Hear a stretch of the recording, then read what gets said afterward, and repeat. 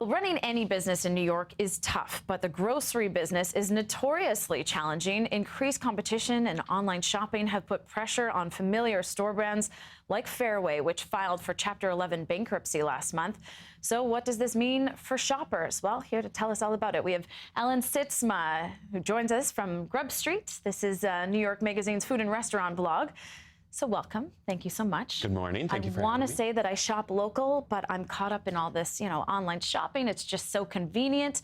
So what's happening with this disruption going on, a radical disruption, people are calling this? Yeah, I think you're seeing a lot of different factors contributing to the close of local institutions.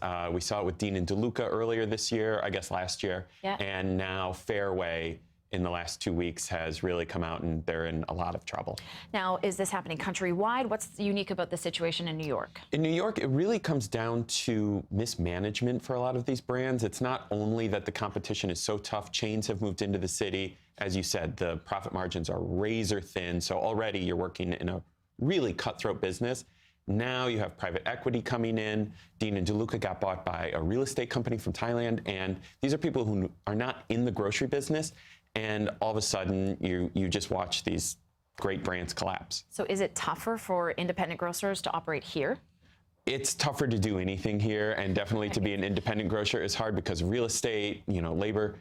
And it gets extra tough when Amazon comes in with Whole Foods, when you have Trader Joe's, people are lining up for a new Trader Joe's, and when you have Wegmans coming in also. Right, and we want to get to more of that, but first, what happened with Fairway?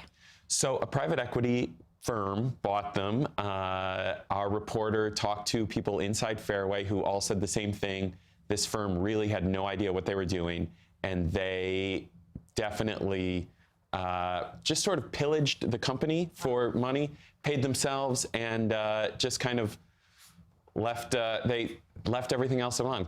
They also expanded very, very quickly outside of the city, and people didn't like that. Is this unique to Fairway, or are other chains going through the same thing? Definitely the mismanagement is unique to Fairway. I don't think that the challenges are unique. You saw another local chain called Garden of Eden. They've had a lot of trouble, closed stores, and of course, Dean and Deluca. They have licensed stores outside of the U.S., but in New York, for all intents and purposes, they're dead. Now, well, some are dying, others are doing well, like Trader Joe's. Why? What do we attribute to their success?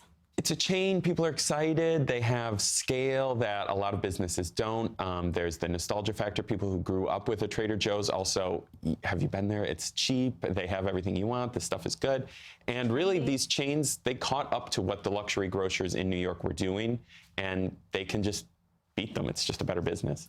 So I am guilty of doing some online ordering, even when I could just, go right down the street. So what are these challenges from Amazon and online shopping options? I mean, what are those major problems? Yeah, I mean, it's convenience. And you look at, before there was always sort of a quality trade-off, and now a lot of these companies have caught up. We have a toddler at home, so we use Fresh Direct all the time. It's just so easy to have, wonderful groceries show up at your front door. And if you can compete on price and quality, what's going to convince people to go out? And with Amazon buying Whole Foods, I mean, how do you compete? What do you do? If you're a local grocer, how do you differentiate yourself? What we've seen is that the companies that have success really double down on the luxury and offering products that the chains just don't have. There's a store called the Green Grape in Fort Greene.